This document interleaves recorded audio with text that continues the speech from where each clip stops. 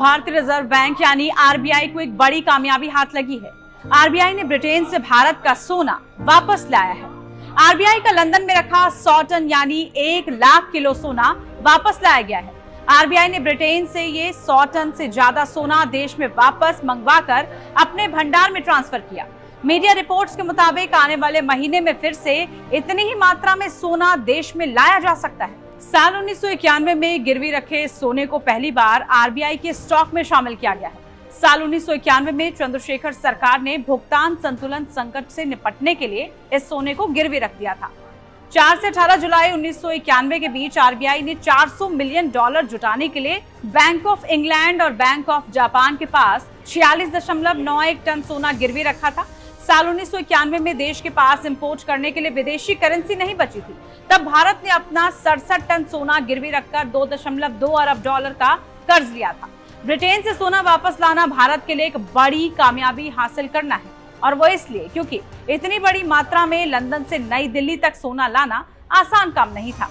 ये काम 1 या 2 दिनों का नहीं, बल्कि इसमें महीनों का वक्त लगा। इसके पीछे महीनों का समय और प्लानिंग की जरूरत पड़ी थी। भारत और ब्रिटेन की कई एजेंसियों की मेहनत के बाद तब कहीं जाकर ब्रिटेन से सोना भारत की तिजोरी में पहुंचा है। टाइम्स ऑफ इंडिया की खबर के मुताबिक आरबीआई अधिकारियों का कहना है कि लगभग 100 टन सोना आने वाले दिनों में भारत लाया जाएगा। ऐसा बताया जा रहा है कि भविष्य में वित्तीय स्थिरता को बनाए रखने के लिए आरबीआई देश की तिजोरी में सोने की मात्रा को बढ़ा सकता है। मीडिया रिपोर्ट्स में बताया गया है कि 100 टन सोने को भारत लाना कतई आसान नहीं था। इसके लिए कई महीनों की योजना बनाई गई।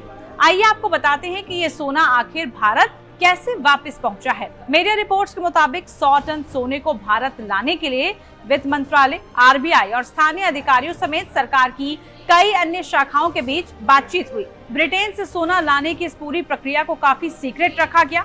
इस दौरान सुरक्षा के भी काफी पुख्ता इंतजाम किए गए। सोना भारत लाने के लिए आरबीआई को सीमा शुल्क की छूट दी गई।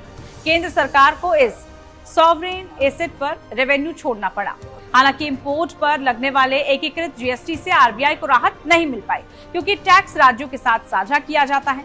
1 लाख टन सोना लाने के लिए खास विमान की भी व्यवस्था की गई, क्योंकि 1 लाख टन सोना किसी आम विमान में नहीं आ सकता था। ये गोल्ड देश में आने के बाद अब उसे रखने की भी व्यवस्था जरूरी थी। 1 लाख टन सोने के लिए मुंबई के मिंट रोड के साथ साथ नागपुर में आरबीआई के पुराने कार्यालय भवन में सोना रखा जाता है। इन दोनों जगहों पर सुरक्षा के कड़े इंतजाम किए गए। 24 घंटे यहाँ सुरक्षा कर्मी तैनात रहते हैं।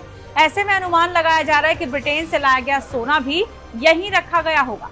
हालांकि इसकी अभी तक कोई आधिकारिक सूचना नहीं दी गई है। आपको ये वीडियो कैसी लगी जरूर बताइए। इस तरह की तमाम वीडियोस के लिए और देश दुनिया की तमाम बड़ी खबरों के लिए आप देखते रहिए टाइम्स नाउ भारत डिजिटल। नमस्कार।